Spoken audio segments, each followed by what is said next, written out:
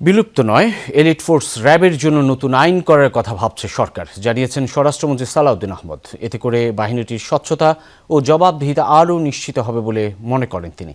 দুপুরে র্যাবের ২২তম প্রতিষ্ঠাবার্ষিকী উপলক্ষে সংস্থাটির সদর দপ্তর পরিদর্শন শেষে গণমাধ্যমকে এসব কথা জানান মন্ত্রী। দায়িত্ব নেবার পর প্রথমবারের মতো র্যাব সদর দপ্তরে স্বরাষ্ট্রমন্ত্রী সালাউদ্দিন আহমদ।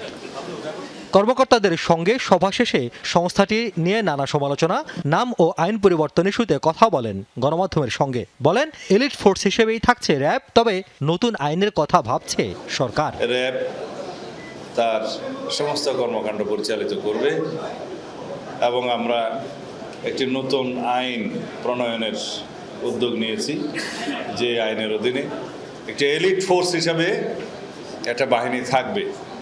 তবে সব ক্ষেত্রেই এলিট ফোর্সের ক্ষেত্রেই আমরা জবাবদিহিতা এবং স্বচ্ছতা, ট্রান্সপারেন্সি এবং অ্যাকাউন্টেবিলিটি আমরা এনশিওর করবো ইনশাআল্লাহ।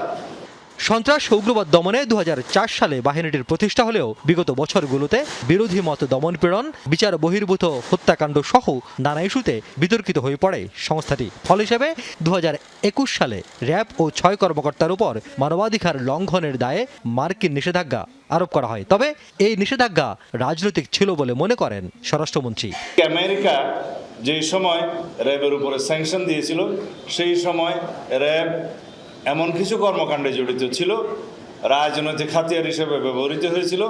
সেই সময় ফ্যাসিবাদী সরকারে যারা দণ্ডমুণ্ড ছিলেন, শেখ হাসিনা তার রাজনৈতিক হাতিয়ার হিসেবে তাদের উদ্দেশ্য চরিতার্থ করার জন্য, একদলীয় শাসন ব্যবস্থা এবং একদলীয় রাষ্ট্র ব্যবস্থা কায়েমের জন্য যে উদগ্র বাসনা তাদের ছিল, সেটা কায়েমের জন্য এইভাবে অনেক প্রতিষ্ঠানকে ব্যবহার করেছে। এ সময় ব্যক্তির দায় বাহিনী নেবে না বলেও মন্তব্য করেন সালাউদ্দিন আহমদ। রাষ্ট্রীয় প্রতিষ্ঠানগুলোর মধ্যে এমন কোনো প্রতিষ্ঠান ছিল না ফ্যাসিবাদী শাসন আমলে যে প্রতিষ্ঠান ক্ষতিগ্রস্ত হয়নি। সেটা পুলিশ, সেনাবাহিনী, র্যাব, বিজিবি সবাই ক্ষতিগ্রস্ত হয়েছে প্রতিষ্ঠান হিসেবে। কিন্তু আমাদের স্মরণ রাখতে হবে, কয়েকজন কর্মকর্তার অ্যাক্টিভিটিস পুরো প্রতিষ্ঠান দায় দায়িত্ব নিতে পারে না। রিয়াজ রায়হান, যমুনা নিউজ, ঢাকা। সেই প্রতিষ্ঠানের আইনে